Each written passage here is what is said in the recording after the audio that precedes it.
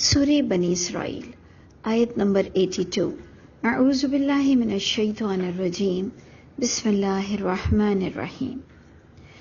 وَنُنَزِّلُ مِنَ الْقُرْآنِ مَا هُوَ شِفَاءٌ وَرَحْمَةٌ لِّلْمُؤْمِنِينَ۔ بڑی خوبصورت آیت ہے کہ وَنُنَزِّلُ مِنَ الْقُرْآنِ، اور ہم نازل کر رہے ہیں جو قرآن میں سے جو بھی بات، مَا هُوَ شِفَاءٌ، وہ شفا ہے، وَرَحْمَةٌ، اور جو کچھ قرآن میں ہے وہ رحمت ہے، لیکن کن کے لیے ہے؟ مومنین کے لیے ہے۔ دیکھیں، شفا سے ہمارے ہاں عام اندازہ یہ لگایا جاتا ہے کہ میڈیسن کے طور پر شفا کو بہت زیادہ کنسیڈر کیا جاتا ہے، یہ ہمارے دماغ بنے ہوئے ہیں۔ اور اسپیشلی اس آیت پر کہ اللہ فرما رہے ہیں کہ جو ہم نے نازل کیا قرآن وہ شفا ہے، تو اس آیت کی غلط انٹرپریٹنگ کی وجہ سے لوگوں نے چاندی کے پیالوں پر آیت الکرسی لکھی، اس میں پانی پیا، ورقے بہائے، زعفران سے کوئی الفاظ لکھے قرآن کے، وہ ڈبو ڈبو کے پلایا، کیونکہ دیکھیں ہمارے یہاں ہر طرح کے لوگ بستے ہیں، اور وہ شفا کو دنیاوی اعتبار سے تو وہ شفا کو بہت بہترین سمجھتے ہیں کہ جو ٹیبلٹ پینے والی ہے اسے پیتے ہیں، جو مرہم لگانے والا ہے اسے لگاتے ہیں، اور جس کا جو قاعدہ قانون اور اس کا قانون ہے اس پر بڑے عقل مند ہیں۔ اور اس میں کوئی پڑھا لکھا ہونا ضروری نہیں ہوتا، ڈگری والا یا کوئی بھی طرح سے پڑھا لکھا دنیا کا ہونا، جاہل بھی بہت اچھی طرح جانتا ہے کہ ٹیوب کیسے لگتی ہے، اور کون سی ٹیوب ہے جس سے دانت گھسے جاتے ہیں، اور کون سی ٹیوب ہے جو زخموں پہ لگائی جاتی ہے، اور شہد اگر شفا ہے تو اس کو کس کس طرح سے بندے نے لے لیا کہ ہر طرح کے لوگوں کے لیے، ایون پیدائشی بچوں کو بھی شہد پلا دیا، جو کہ بہت ہی خطرناک ہے۔ لیکن مسلمانوں کا حال یہ ہے کہ وہ قرآن سے جو چیز دیکھتے ہیں تو جن کے پاس علم ہے وہ تو اس کو پازیٹیوٹی کے ساتھ اس کا صحیح فائدہ اور صحیح استعمال کرتے ہیں، لیکن جسے کچھ نہیں پتا وہ اس شفا کے لفظ کو میڈیسن کی بھی لینگویج میں لے لیتا ہے اور علاج بھی کرتا ہے، جس سے جنتر منتر بھی ہوتے ہیں، جس سے تعویذ میں بھی لکھ دیا جاتا ہے، پھر تعویذ پہنا دیا جاتا ہے، پھر موم جامع کر دیا جاتا ہے، اور پھر سمجھا بھی یہ جاتا ہے کہ اس کے حرف جو ہیں اس میں کوئی روشنی نکلے گی، حرف کی کوئی خاص روشنی ہے،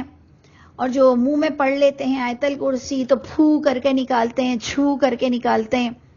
سمجھتے ہیں کہ منہ کے اندر جو الفاظ لے لیے ہیں وہ رحمت بن کر انسان کی باڈی پر اترے گی، اور پھر محمد صلی اللہ علیہ وسلم کا نام استعمال کر لیتے ہیں، جو کہ ہمارے یہاں عام فہم لوگوں کے لیے یہ چیزیں کرنا بہت ہی آسان ہو گئی تھیں کہ بس نبی کریم صلی اللہ علیہ وسلم کا نام لے لو، اور پھر ہم نے ہاتھوں پہ تھوکنا بھی کہ جی آیت الکرسی پڑھو، ہاتھوں پہ تھوکو یا ہاتھوں پہ پھونکو، اور پھر اس کو پورے بدن پہ مل لو، جبکہ اللہ کے نبی کو قل کہنے کا حکم آیا تھا کہ قل، اے نبی آپ منہ سے کہیے، اے نبی آپ کہیے، اور پھر آپ کہہ کر دعا مانگیے، اور وہ آپ کے لیے بس کافی ہوگا، بس دعا مانگ لی، ختم ہوا۔ اب ہم جب تک چھو نہ کریں، جب تک کہ اپنے ہاتھوں پہ، جب تک کہ اپنے بدن پہ، جب تک کہ اپنے بچوں پہ، جب تک کہ اپنے بزرگوں پہ، جب تک کہ اپنے بیماروں پہ ہم چھو نہ کریں اور ان کو پوری طرح سے حصار میں اس چھو کے نہ لیں، ہماری طبیعت ہی نہیں بنتی، کیونکہ طبیعت میں ایک بات بلٹن ہو گئی، اندر سمو دی گئی کہ جب ہم کوئی الفاظ قرآن کے پڑھتے ہیں تو ہمارے منہ میں کوئی اسپریچول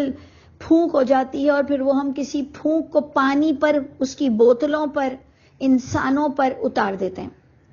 اللہ ہم سب پر رحم فرمائے۔ دیکھیں، جو ساری میں باتیں کرتی ہوں یہ ایک حجت پوری کرنے کو کہ اللہ تعالیٰ میں نے آپ کے بندوں تک یہ بات پہنچا دی تھی، اس لیے میں کرتی ہوں۔ اور آیت اس وقت اتفاق سے آ چکی ہے الحمدللہ کہ ہم نے جو نازل کیا ہے قرآن وہ شفا ہے اور رحمت ہے مومنین کے لیے، جبکہ جو میڈیسن ہوتی ہے نا، جڑی بوٹیاں ہوں یا ہومیوپیتھک یا ایلوپیتھک یا واٹ ایور، کوئی بھی میڈیسن ہو، دوائی ہو، وہ دیکھتی نہیں ہے کہ یہ مومن ہے یا غیر مومن ہے، وہ اپنا اثر دکھاتی ہے پیٹ میں، یا جس طرح سے بھی اس کو استعمال کیا جائے وہ اپنا اثر دکھاتا ہے، وہ نہیں دیکھتا جو بھی میڈیکیٹڈ تھنگز ہوتی ہیں کہ جی کافر ہے یا مومن ہے۔ لیکن اللہ نے تو یہاں کہا کہ یہ جو قرآن ہے یہ مومنین کے لیے شفا اور رحمت ہے۔ اگر ہم اس کو بہت ہی سمجھداری سے اللہ کا نام کے ساتھ اس کو سمجھنا شروع کریں کہ شفا ہماری منافقت کی ہے، ہمارے کفر کی شفا ہے، کہ ہم جو کفر پر زندگی گزار رہے ہیں، ہم جو منافقت پر زندگی گزار رہے ہیں، ہم جو دھوکہ دے رہے ہیں لوگوں کو، وہ ہمارے لیے اس قرآن کو پڑھ کر سمجھ کر ہم ایک انسان بن جائیں گے، دھوکے باز سے انسان بن جائیں گے، اور یہ کتاب ہمارے لیے رحمت بنے گی کہ ایٹ لاسٹ ہمیں جنت تک اللہ پہنچا دیں گے، اور دنیا میں بھی اللہ ہمیں ٹینشن ڈپریشن سے فری رکھیں گے۔ تو یہ بڑی خوبصورت آیت ہے، سمجھیے کہ سارٹ آف وظیفہ ہے، یہ ایک طرح کا وظیفہ ہے کہ جسے شفا چاہیے اور جو چاہتا ہے کہ رحمت اللہ کی قریب ہو اس سے، تو اسے چاہیے کہ وہ قرآن کی اتباع کریں اور قرآن کو فالو کریں اور اپنے تمام کام قرآن کے مطابق کریں۔ انشاءاللہ اللہ اس کو شفا سے بھی نوازیں گے اور وہ رحمت بھی بنے گا، اور شفا اسپیشلی منافقت اور دوہرا پن جو ہمارے اندر ہے کہ ہم ایک طرف اللہ کو بھی مانتے ہیں اور ایک طرف ہم اللہ کی جو ریسٹرکشنز ہیں اس سے کراہت بھی کرتے ہیں کہ جی اللہ نے یہ کیوں ڈال دیا اور اللہ نے یہ کیوں کہہ دیا۔ تو اللہ نے چاہا تو ہمارے دل ٹھنڈے پڑ جائیں گے اور ہم اللہ کے مومن بندوں میں سے ہو جائیں انشاءاللہ۔ آگے پوائنٹ آ رہا ہے وَلَا يَزِيدُ الظَّالِمِينَ۔ جب مومنین کی بات آئی تو ظالمین کی بھی بات آ گئی، اور نہیں اضافہ کرتا ظالموں کو مگر خسارے کے ہی۔ تو اب آپ خود دیکھ لیجئے کہ یہ کس طرح کی شفا ہے کہ جو صرف مومنوں کے لیے شفا ہے، رحمت ہے، اور جو ظالم ہیں ان کے لیے یہ مزید خسارے کا باعث بنتا ہے، انہیں اور چڑھاتی ہے۔ اگر ہم تھوڑا سا سوچیں کہ کیوں یہ ظالم کا ورڈ یوز ہوا، کہ ظالم وہ ہے جو حق دینا نہیں چاہتا اللہ کی وحدانیت کا، ظالم پہ صرف فوکس کیجئے کہ یہ ظالم کے اور خسارے کو بڑھائے گا، کیونکہ قرآن پورا توحید سے بھرا ہوا ہے، اس میں اللہ نے نبیوں کے سٹیٹس بتا دیے۔ اب جی اہل کتابیں ہیں انہیں تو بڑی آگ لگ گئی جب اللہ کے نبی نے انہیں توحید کا درس دیا کہ انبیاء کرام بھی اپنی امت کو نہیں بچا سکیں گے۔ نبی صلی اللہ علیہ وسلم نے اپنے بارے میں بھی اللہ کے حکم سے یہ بتا دیا کہ میں بھی اختیار نہیں رکھتا ہوں تمہارے لیے، قوم کے لیے۔ تو یہ ان سے ہضم نہیں ہوتا تھا، جس سے ان کی نفرت ان حق ماننے والوں کی اور بڑھ جاتی تھی، جس پر اللہ نے فرمایا کہ یہ نفرت صرف اور صرف گھاٹے کا سبب بنے گی۔ اور ایک اور آیت ہم لے لیں کہ وَإِذَا أَنْعَمْنَا عَلَى الْإِنسَانِ، جب انعام کرتے ہیں ہم انسان پر تو اگنور کرنے لگ جاتا ہے اور بڑا لاپرواہ بے پرواہ ہو جاتا ہے، اعرض اعراض کرتا ہے اور جیسے توجہ ہی نہیں دیتا ہے، اتنا بزی ہو جاتا ہے اپنی نعمتوں میں، اتنا منہمک ہو جاتا ہے، اسے کسی کا ہوش ہی نہیں رہتا ہے۔ وَنَأَى بِجَانِبِهِ، یعنی اور بھی اللہ نے الیبریٹ کیا کہ اس کا سٹائل کیا ہوتا ہے کہ کروٹ پہلو بدل لیتا ہے، کہ جو وہ تھا وہ تو ایسے لگتا ہے کہ اس نے کبھی اللہ سے دعا ہی نہیں مانگی، وہ کبھی اللہ کا محتاج ہی نہیں تھا، اس پر کبھی مشکل ہی نہیں آئی، یعنی اس کا بالکل ایٹیٹیوڈ چینج۔ وَإِذَا مَسَّهُ الشَّرُّ، لیکن پھر جب اس کو شر پہنچتا ہے، چھوتی ہے اس کو کوئی تکلیف، برائی، پریشانی، کان یئوسا، اس میں بھی معافی نہیں مانگتا، مایوس ہو جاتا ہے کہ جی اب تو مجھے پھر سے ایسی دنیا مل نہیں سکتی، اور میں مایوسی سوسائڈ کی بھی علامت ہے، خودکشی، کہ بس یہ دنیا نہیں ملی تو میں مر جاؤں۔ آپ نے دیکھا اللہ تعالیٰ مجھ پر، آپ پر، ہم سب کو عبرت ہونے سے بچائے کہ لوگ خودکشی کیوں کرتے ہیں، جن کے پاس آخرت کے عقیدے کی کمی ہوتی ہے۔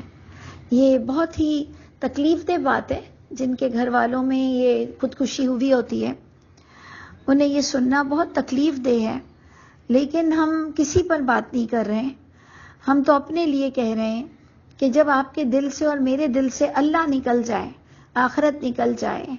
اور ہم کس لیے آئے تھے، انا للہ و انا الیہ راجعون، ہم اللہ کے لیے پیدا ہوئے تھے، ہم اللہ کے کام کے لیے پیدا ہوئے تھے، ہم نے شوہر کے دکھ، بیوی کا دکھ، محبوبہ کا، بچوں کا، کاروبار کا، قرضے کا، ہم نے اتنا دل برداشتہ ہوا کہ انسان نے اپنی جان لے لی، اتنی مایوسی، اتنی مایوسی۔ اللہ تعالیٰ ہمیں ہر طرح کی مایوسی سے بچائے۔ تو اللہ تعالیٰ ایک بیلنس انسان کی تشریح کر رہے ہیں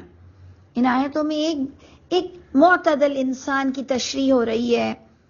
کہ دیکھو جب انعام دوں تو تب بھی تم سٹیبل رہو، جو تم نیک اعمال کرتے تھے بلکہ اس کو اور بڑھا دو، اور جب کوئی مشکل آ جائے تو مایوسی کفر ہے، مایوس نہیں ہوتے ہیں، کیونکہ یہ جو تکلیف ہے اس کے دو ہی اینگل ہیں۔ ایک، آپ کو چیک کیا جاتا ہے، آپ کی سی وی بن رہی ہوتی ہے کہ جی آپ نے مشکل میں کسی مزار کا، تعویذ کا، دھاگوں کا، دم کا تو سہارا نہیں لیا، یا آپ نے کردار ہی کو دیکھا کہ مجھ سے کوئی غلطی ہوئی ہے۔ یونس علیہ السلام کی طرح یہی کہا، لا الہ الا انت سبحانک، اللہ آپ تو ہر غلطی سے پاک ہیں، آپ کے سوا کسی کے ہاتھ میں کوئی اتھارٹی نہیں، انی کنت من الظالمین، نہ مجھے کسی نے دکھایا ہے اور نہ ہی فضول مجھے دکھ ملا ہے، ضرور کوئی پس پشت یا میری غلطیاں ہیں۔ اور بلکہ اس نے تو، یونس علیہ السلام نے تو کہا انی کنت من الظالمین، اللہ میں نہیں حق مارا ہے، میں ہی ظالموں میں سے ہوں۔ تو یہ دیکھیں انبیاء کرام کی یہ باتیں کیوں ہمیں بتائی جاتی ہیں کہ ہمیں مایوس نہیں ہونا، ہمیں آدم علیہ السلام کی طرح معافی مانگ لینی ہے، ہمیں اللہ کو اچھا بن کر دکھانا ہے، ہمیں ہوپ رکھنا ہے، امید رکھنی ہے کہ انشاءاللہ سب اچھا ہوگا، اللہ مجھے سن رہے ہیں، اللہ مجھے ضرور معاف کر دیں گے، اللہ مجھے پہلے سے زیادہ عطا فرما دیں گے۔ تو بس اللہ تعالی ہم سب کو معاف کر دے، ہمیں اللہ کا پسندیدہ بندہ بنا دے۔ السلام علیکم ورحمۃ اللہ وبرکاتہ۔